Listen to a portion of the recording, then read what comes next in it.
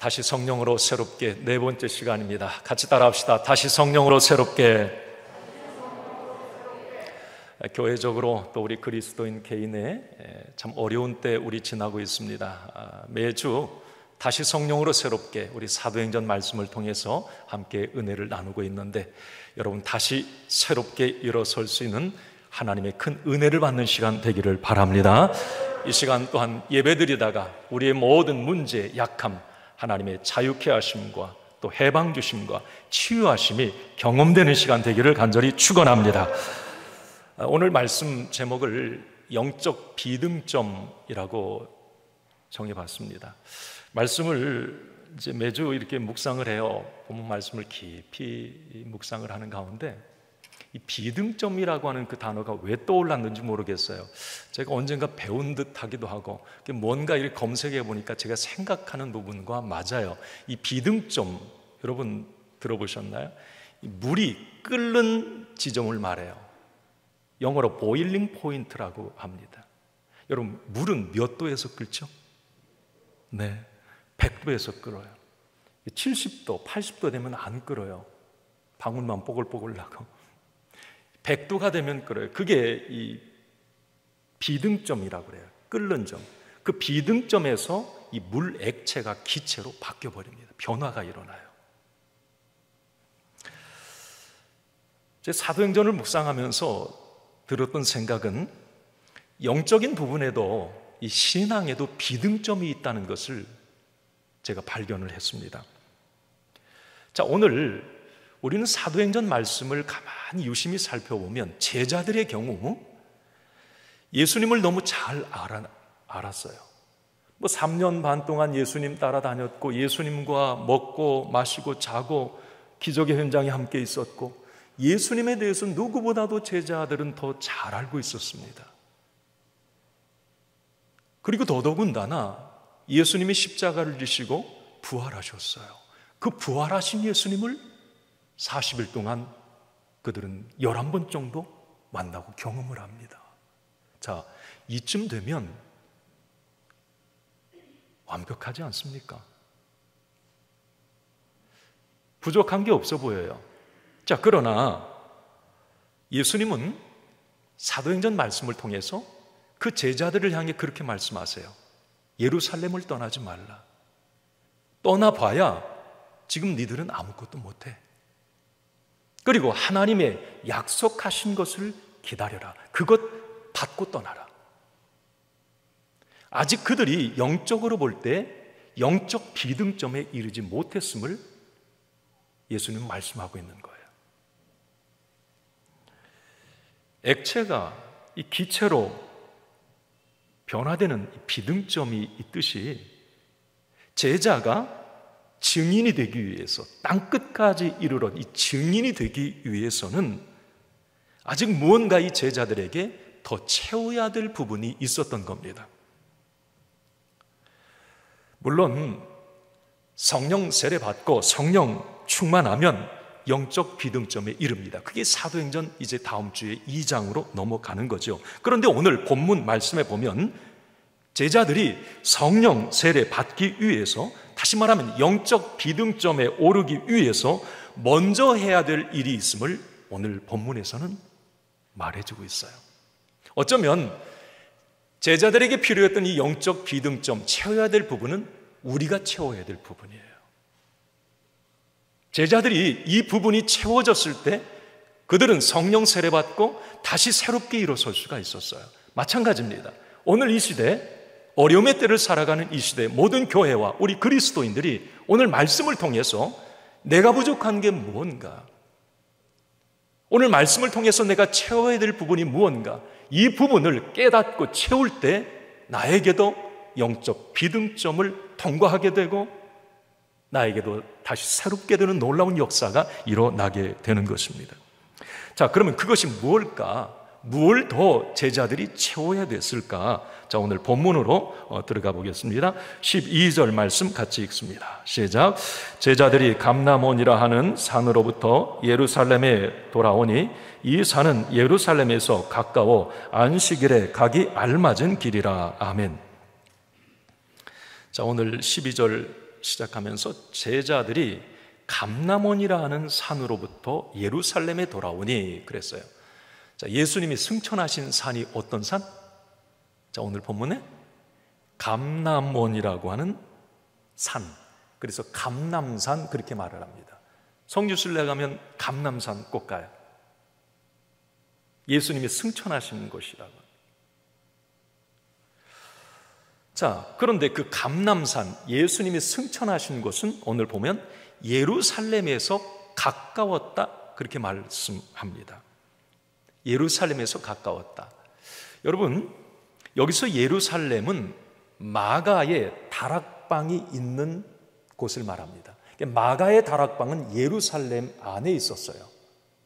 그래서 감람산과 예루살렘 마가의 다락방 거리는 아주 가까웠다 얘기를 합니다. 그러면서 구체적으로 오늘 12절 하반절에 안식일에 가기 알맞은 길이라. 그러면 안식일에 가기 알맞은 길은 몇 킬로나 될까? 이 주석에 찾아보면 안식일 규례, 그 당시에 유대인들의 안식일 법이 있어요. 아주 디테일합니다. 그런데 이 걷는 부분에 있어서 1km를 걸으면 안 됐어요. 이상을.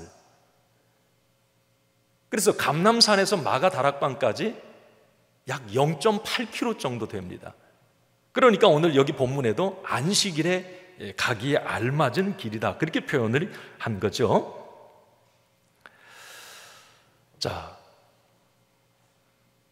아마 제자들은 예수님이 감람산에서 승천한 이후에 엄청난 위기의식을 느꼈을 겁니다. 그들이 믿고 따랐던 주님이 지상에서 사라져버렸잖아요. 구심점을 잃어버린 겁니다. 어쩌면 불안하고 혼란스러움이 이 제자들에게 있었을 거예요. 그러나 한편으로 이 제자들에게 두려움만 있었던 건 아닙니다. 기대와 설레임도 있었을 겁니다. 부활하신 예수님께서 40일 동안 계속 말씀하신 것이 아버지의 약속한 무언가가 있다는 거예요. 그것에 대한 기대도 있었지 않았을까? 어쨌든 제자들은 부활하신 예수님의 말씀을 기억하고 순종하면서 예루살렘 마가 다락방에 함께 모이게 됩니다.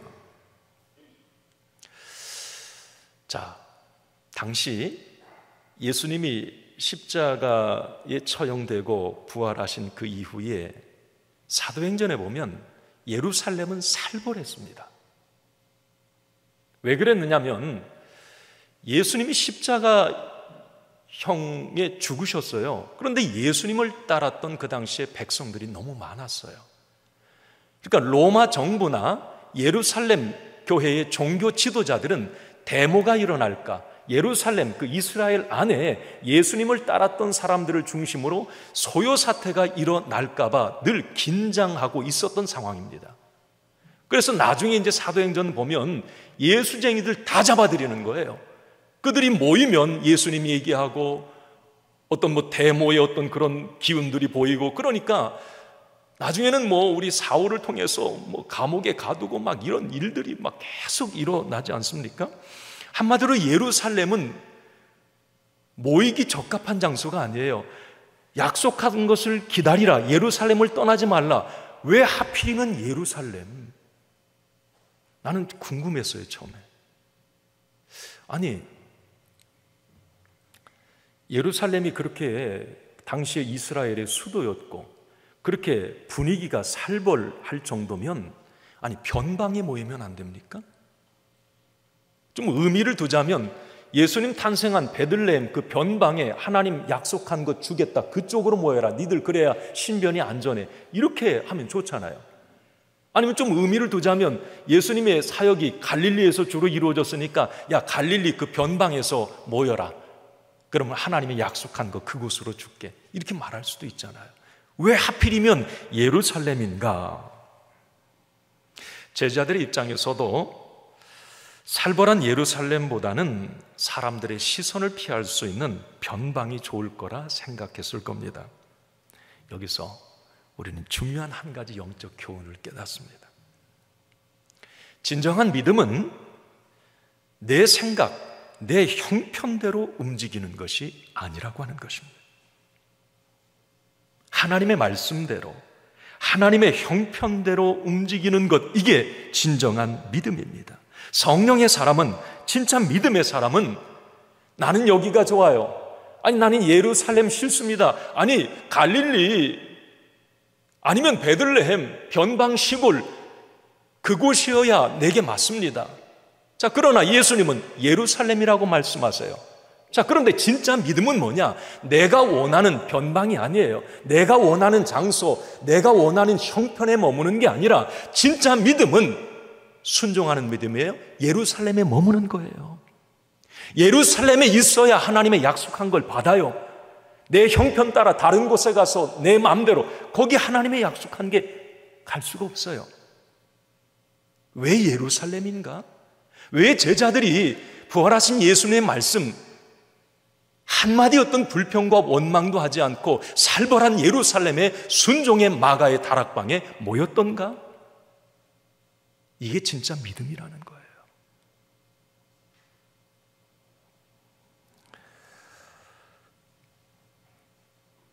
내가 생각하기에는 이 방법이 좋을 것 같은데, 내가 생각하기에는 이 선택이 좋을 것 같은데, 내가 생각할 때는 이 장소가 좋을 것 같은데, 그러나 여러분, 기도해보고 마음이 불편하다면 내려놓으십시오. 그게 믿음의 사람이에요. 내 형편, 내 상황을 계속 고집하면 안 돼요. 저는 분명히 확신을 합니다. 저의 경험이기도 하지만 하나님께서는 우리 믿음의 사람들에게 믿음의 선한 양심을 주셨어요. 그래서 어떤 문제로 기도를 하면 하나님이 깨닫게 하고 알게 하세요. 때로는 책망하세요. 너 그거 아니야. 너 그거 하나님이 기쁘신 거 아니야. 너 그거 선택하면 안 돼. 너 그거 그렇게 마음먹으면 안 돼. 성령께서 깨닫게 하시거든요. 그럼 순종해야 돼. 나의 어떤 갈릴리, 나의 베들레헴, 나의 장소를 고집하면 하나님의 약속한 걸 받을 수가 없어요.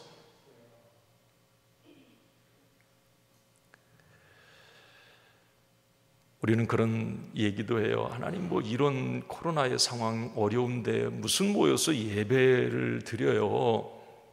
아니, 이런 상황에 모이기도 힘든데 무슨 기도를 해요? 아니, 지금 코로나로 어려워서 실직하고 지금 어려운 이런 형편에 무슨 11조 생활을 하고 헌금 생활을 합니까? 아니, 지금 이런 상황에 무슨 봉사를 하고 전도를 해요? 라고 말할 수 있어요. 내 형편에 보기에. 그러나 진짜 믿음의 사람은 하나님의 형편을 보는 거예요.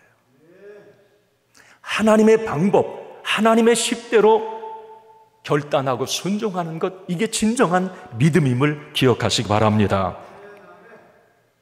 성경 속에 기적의 주인공들, 축복의 주인공들은 공통적으로 이런 믿음을 가졌네요. 내 형편대로 안 살았어요. 내 식대로 움직이질 않았습니다. 좀 부담스럽고 믿기 어려워도 하나님의 룰을 고집했고 하나님의 식대로 살았어요. 사랑하는 성도 여러분, 오늘 왜 예루살렘인가? 이 부분에 대한 궁금증이었습니다. 왜 예루살렘인가?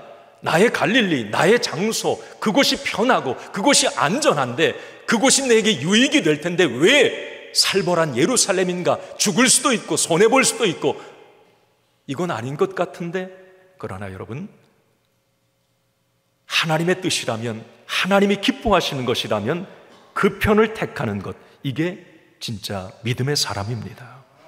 사랑하는 성도 여러분, 나의 갈릴리 물론 좋습니다. 그러나 불편하고 부담스러워도 우리 예수님이 원하시는 예루살렘에 꼭 머물러 있기를 간절히 소원합니다. 이 예루살렘이 기적의 장소요, 성령님의 임재의 장소요, 다시 새롭게 일어설 수 있는 장소였음을 잊지 마시기 바랍니다. 한번 저를 따라합시다. 주여, 예루살렘에 머물게 하옵소서. 아멘. 그런 결단을 해봅니다.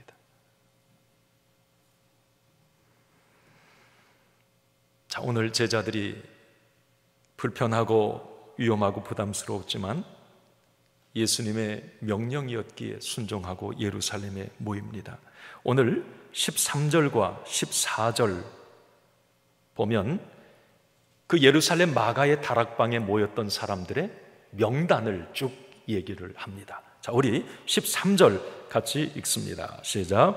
들어가 그들이 유하는 다락방으로 올라가니 베드로와 요한, 야고보, 안드레와 빌립, 도마와 바돌로메, 마테와 및 알페오의 아들 야고보, 셀로신 시몬, 야고보의 아들 유다가 다 거기 있어. 14절. 여자들도 예수의 어머니 마리아와 예수의 아우들과 더불어 마음을 같이하여 오로지 기도하기에 힘쓰더라. 자, 예수님이 원하시는 예루살렘에 모였던 사람들이에요. 자기 것 다 내려놓고 목숨 걸고 모였던 사람들이에요. 지금 마가의 다락방에. 그 사람들이 누구인가? 13절에 예수님의 12제자 가운데 가룟 유다를 제외한 11제자의 이름이 일일이 소개가 되고 있습니다. 두 번째는 14절 여자들과 그랬어요. 여자들도 그 마가 다락방의 그 현장에 있었다는 거예요. 누가는 오늘 그 여자들이 누구인가? 이 사도행전 전편인 누가복음에서 그 마가의 다락방에 있었던 여자들을 소개를 합니다. 누가복음 24장 10절에 한번 같이 읽어보겠습니다. 시작. 이 여자들은 막달라 마리아와 요한나와 야고보의 모친 마리아라. 또 그들과 함께한 다른 여자들도 이것을 사도들에게 알리니라. 다 여인들 이름이거든요. 이 사람들은 누구였는가 하면 예수님의 부활을 목격했던 사람들이에요. 무덤가에 갔던 사람들, 부활한 예수님을 만났던 여자들, 그 여인들이 지금 마가의 다락방에 있는 거예요. 이 말씀을 이렇게 묵상하는 가운데 지금 역사의 물줄기를 바꿔놓을 만한 그 시작점인 이 다락방에 이 멤버들, 이건 대단한 사람들이거든요. 교회의 시작입니다. 자, 그 중요한 사명의 현장, 역사적인 현장에 여자들이 함께했다? 지금으로서는 우리가 당연히 그럴 수 있습니다. 그러나 예수님 당시에 이건 파격적인 일이었어요. 죄송한 표현입니다만은 머리수 세는데도 여자들은 숫자에 들어가지도 않았고, 어디 모임에도 여인들은 함부로 참석을 할 수가 없었고, 어떤 회의나 이런 부분도 여성들은 소외를 당했고, 이 여성들은 그 당시 사회적 약자, 소외계층이었단 말이죠. 그런데 하나님 나라의 사역, 그 중요한 역사적 장소에 이 여자들도 함께했다. 이게 예수님 나라의, 하나님 나라의 비전인 거예요.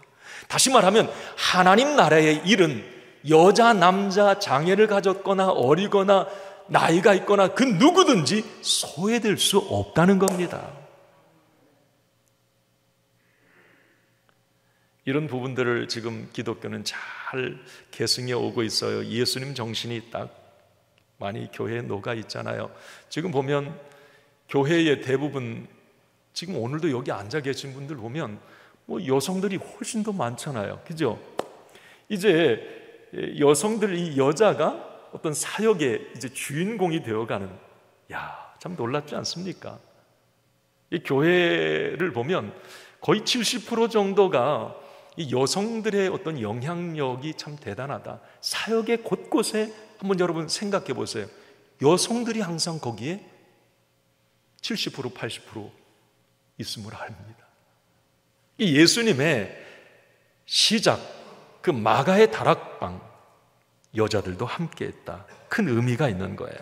자, 그리고 14절 그 여자들과 예수의 어머니 마리아와 예수의 아우들, 예수님의 가족들도 지금 마가 다락방에 함께 있었던 거예요.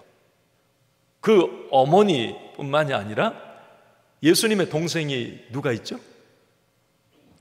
예수님 동생 모르겠어요? 네, 그렇죠. 야고보서 기록한 야고보, 유다서 기록한 유다가 예수님 동생이에요. 그런데 예수님 그 두 동생 같은 경우는 예수님 공생에 사역할 때 아마 예수님 자기 형 죽이려고 했던 사람들이에요. 미쳤다고 말하고 무슨 저런 인간이 다 있냐고 막 했던, 비난했던 사람들이 그 예수님 동생이에요. 그런데 그 예수님 동생들이 고린도전서 15장 7절에 보면 이 예수님이 부활하셨을 때 그 부활을 목격한 사람 명단에 예수님 동생들이 들어가 있어요. 예수님 동생들은 부활하신 예수님을 목격한 거예요. 그때 이 예수 동생들이 180도 바뀌어버려요. 야고보 사도 같은 경우는 갈라디아서 2장 9절 말씀해 보면 초대교회에 베드로와 더불어서 두 기둥으로 소개가 되고 있어요. 예루살렘 교회에. 유다 같은 경우는 동생은 유다서가 몇 장이나 될까? 한 장이에요. 그냥 짧고 굵게 그냥 쓰고 끝났어요. 이단에 관한 부분. 이게 예수님만이 구원자다라고 하는 부분을 확실히 그 유다서에서 드러냅니다. 다른 거 다 이단이라는 거예요. 어쨌든 예수님의 가족들이 지금 마가의 다락방에 있어요. 자, 예수님의 11 제자들, 또 부활을 목격한 다른 여인들, 예수님의 가족들, 그들만 합하면 글쎄 한 20명 될까요? 자, 그런데 마가의 다락방에는 몇 명이 모여 있어요? 자, 오늘 15절 상반절에 보면 모인 무리의 수가 약 120명이나 되더라 그랬어요.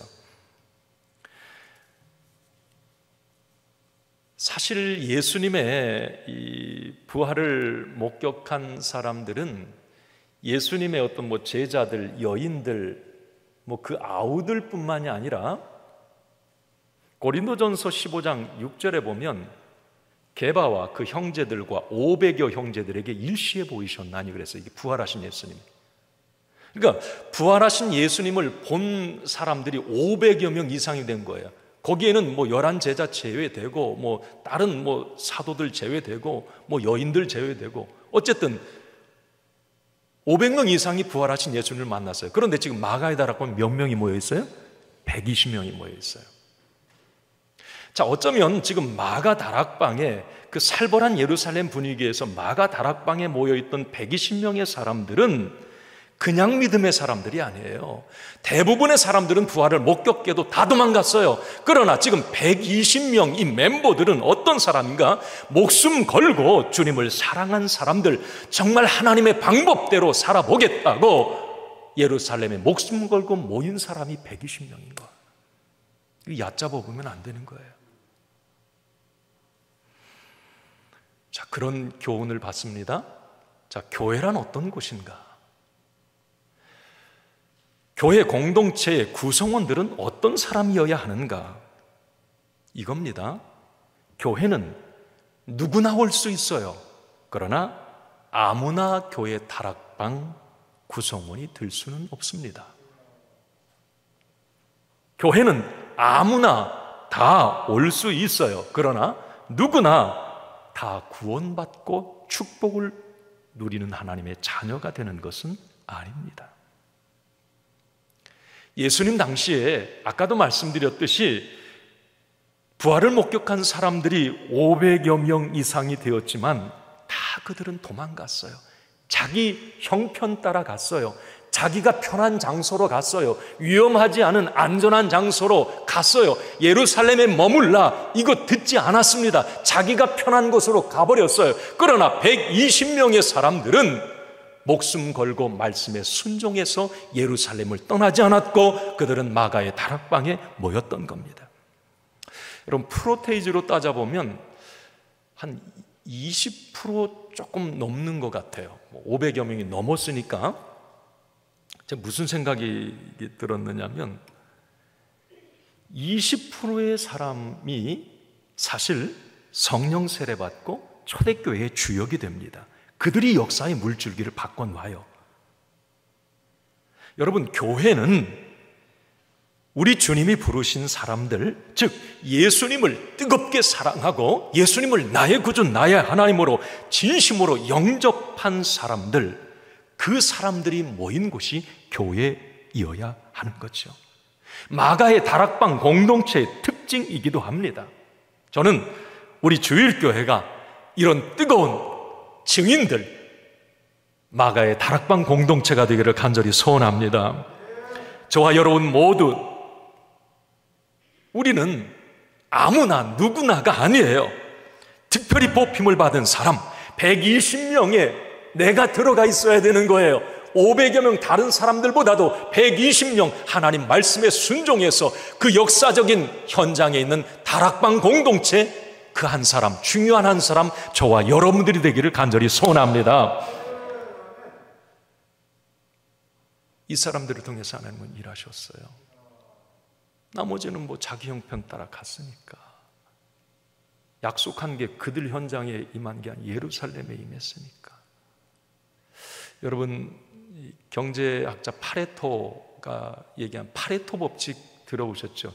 2대 8의 법칙. 제 가르마가 2대 8입니까?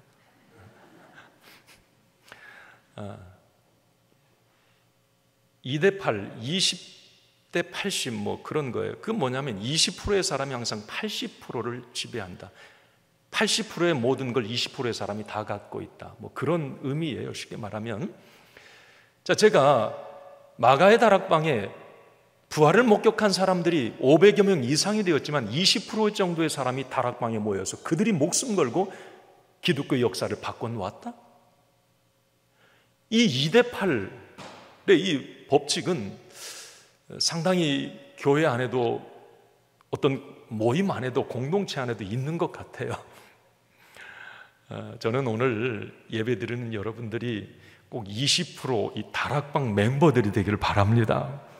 뜨겁게 주님을 사랑하고 주님의 말씀에 순종하고 떠나지 말라 그러니까 떠나지 않고 그것을 지키면서 뜨겁게 기도하고 하나님의 약속한 걸 기다렸던 그 사람, 그게 20% 마가의 다락방의 사람들이에요.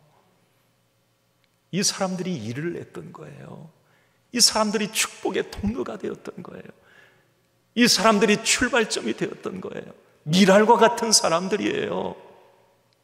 정말 없어서는 안 될 너무 귀한 사람들이에요. 오늘 이 자리에 저를 비롯해서 여러분 모두가 다락방 120명의 멤버 중에 한 사람이 되기를 간절히 축원합니다. 자, 그러면 이 120명 사람들은 모여서 뭐 했을까요? 뭐 예수님 지금 승천하셨으니까 예수님 없네. 자, 우리 회의합시다. 자, 뭐예요? 자, 우리 이런 중요한 상황에 회의해야죠. 아니면 그들이 무슨 어떤 뭐 사건을 가지고 논쟁을 벌였는가? 아니, 예수님 지도자가 없으니까 자기가 대장하겠다고 서로 막 싸웠는가? 천만의 말씀입니다. 다락방은, 교회는 그런 모임이 아닙니다. 오늘 다락방에 모였던 120명의 사람들은 오늘 14절 하반절에 이렇게 말씀을 합니다. 우리 14절 그 하반절인데 더불어, 거기부터 한번 같이 읽어볼까요? 시작.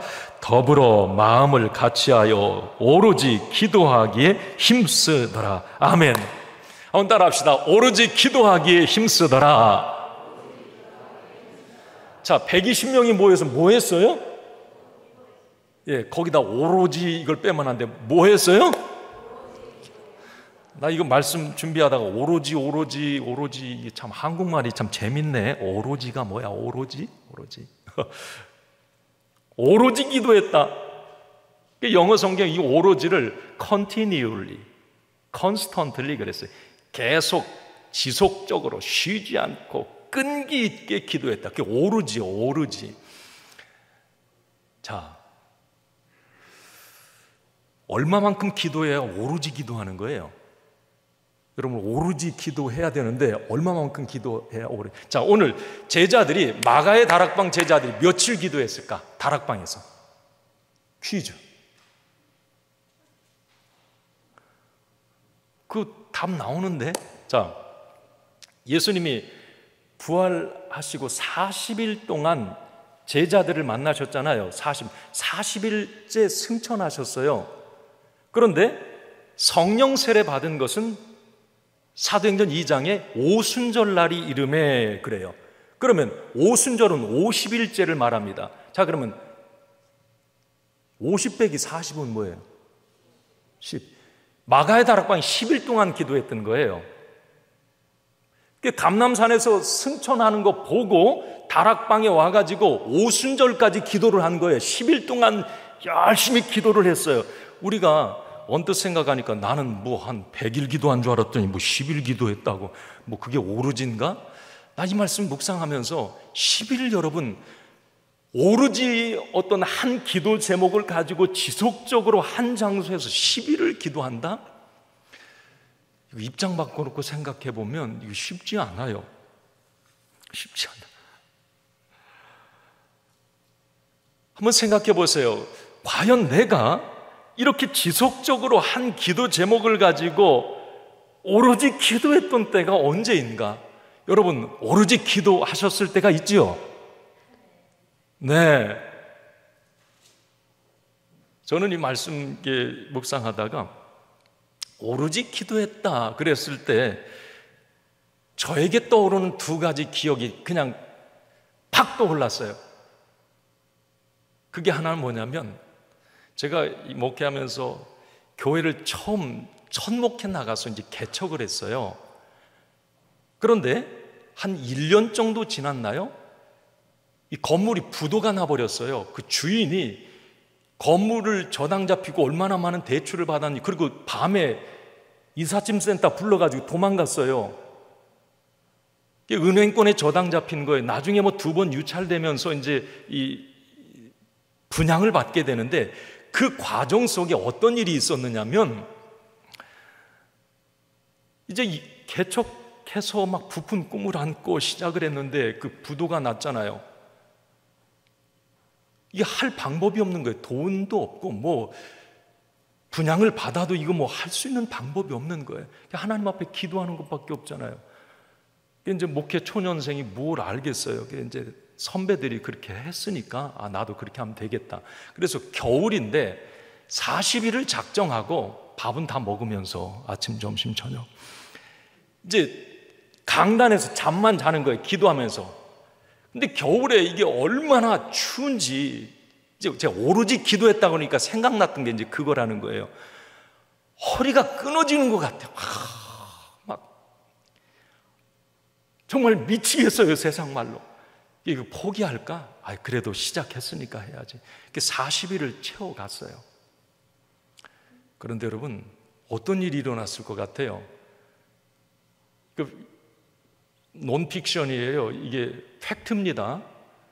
40일이 딱 끝났는데, 끝나는 날 낮 12시에 삼남연에 지금 은퇴하신 합성교회 구동태 감독님이 저한테 전화를 주셨어요. 끝난 40일 새벽 잠자는 거 끝나는 날 낮에.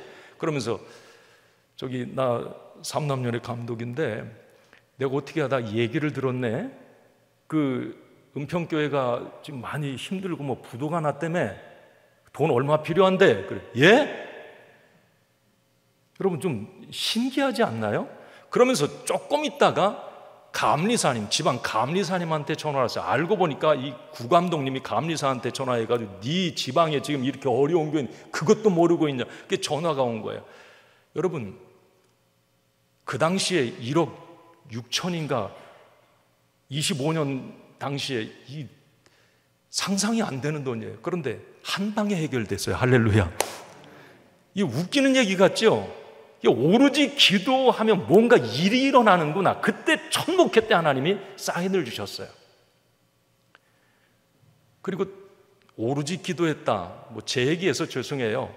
자, 제가 천안에서 목회할 때 교회에 어떤 큰 해결해야 될 숙제가 생겼어요. 문제가. 방법이 없잖아요. 그 옛날 생각이 나는 거예요. 예, 물론 과정 속에 목회하면서 기도해야 된다는 건 늘 알지만 신기한 경험을 한, 죽도록 어떤 힘든 상황에서 경험을 한 게 생각이 나니까 기도해야 되겠다. 그래서 21일 금식 작정을 했어요. 물만 먹어요. 21일.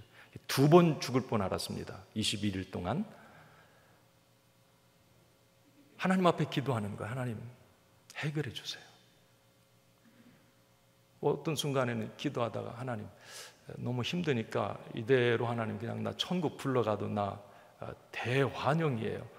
막 고통스러우니까 너무. 창자가 뒤틀릴 때도 있고. 이제 제 아내는 당신은 내 아내가 됐으니까 당신도 같이 해야 돼. 그래가지고 이제 같이 21일을 해 나가는데 어떤 일이 일어났겠습니까? 다음 날에 일어날 일이 꿈으로 보여지는 거예요. 지금 여기 앉아 있잖아요. 그럼 내가 얘기를 해요, 아내한테. 내일 이런 일이 일어날 거야. 그게 계속되는 거예요. 그럼 준비를 할 수가 있잖아요. 사람이 내일 무슨 일이 일어날 거다, 이게 느낌이 오면 뭘 준비를 오늘 할 수가 있잖아요. 그럼 그 사람이 오는 거예요. 그 목사님이 오는 거예요. 참 희한하다. 야, 참 희한하다. 하나님께서 그 문제를 해결해 가시는 것을 너무 생생하게 경험을 하는 거예요. 저는 마가다락방에서 지금 120명이 오로지 기도했다 10일 동안 뭔가 그들에게 놀라운 일들이 일어났던 거죠. 그 기도를 통해서. 여러분, 우리가 오늘 이 자리에 오신 여러분, 오로지 기도하면 어떤 내가 문제가 생겨서 힘든, 진짜 막 깨질 것, 죽을 것 같아. 자, 그런 상황에 오로지 하나님 앞에 기도의 자리에 이 마가 다락방 기도에 들어가면 하나님이 뭔가 일을 내세요. 하나님이 개입하시는데 놀랍고 무서울 정도로 어떤 결과를 하나님이 반드시 주세요. 마가의 다락방 공동체가 바로 그 주인공들이고요. 사랑하는 성도 여러분, 오로지 기도했다. 저와 여러분들이 그 간증의 주인공들이 되기를 바랍니다. 자, 120명의 사람들이 마가의 다락방에 오로지 기도했을 때, 자, 마지막으로 하나님께서 깨닫게 하시는 일이 있었어요. 자, 아까도 말씀드렸듯이 기도하면 성령께서 무언가를 가르쳐 주시고 깨닫게 하시고 생각나게 하세요. 자, 이거 꼭 잊지 마세요. 기도하면 뭘 이렇게 알게 하세요, 하나님이. 지금 마가 다락방 120명의 사람들이 오로지 기도할 때 성령께서 그들에게 무언가를 깨닫게 하셨어요. 그리고 결단하게 하셨어요. 자, 그게 뭔가? 여러분, 자, 오늘 말씀이 이제 길어서 본문이 17절까지만 아까 읽었어요. 15절에서 이 20절까지 내용에 보면 가룟 유다의 사건을 하나님이 떠오르게 하십니다. 가룟 유다. 여러분, 한번 우리 오늘 그 18절, 여러분 성경 가지셨으면 18절을 한번 같이 읽어봅시다. 시작. 이 사람이 불의의 삭스로 밭을 사고 후에 몸이 곤두박질하여 배가 터져 창자가 다 흘러 나온지라. 자, 이 사람이 이는 누구냐면 가룟 유다를 말하는 거예요. 자, 여러분 보세요. 누구에게나 이 힘든 과거가 있어요. 다시 말하면 뒤돌이키고 싶지 않아. 너무 끔찍한 과거야. 그냥 묻어두고 덮어두고 싶은 부끄러운 과거일 수도 있어요. 자, 그런데 지금 120명 마가의 다락방 공동체, 예수님의 11 제자들, 예수님과 함께했던 사람들이 덮어두고 싶었던 게 있었는데 그게 뭐냐면 가룟 유다 사건이에요. 가룟 유다가 예수님을 배신한 사건이에요. 이건 뭐 하나님의 뜻이었지만 그 당시에 주변 많은 사람들은 가룟 유다가 예수님 죽게 했다고 이 생각. 야, 어떻게 예수님 12 제자 가운데 그런 반역자가 나올 수 있느냐. 그냥 묻어두고 쉬쉬하고 싶었을 겁니다. 그러나 하나님께서는 오늘 베드로를 통해서 그곳에 모인 사람들을 통해서 그 아픈 상처를 들추어내십니다.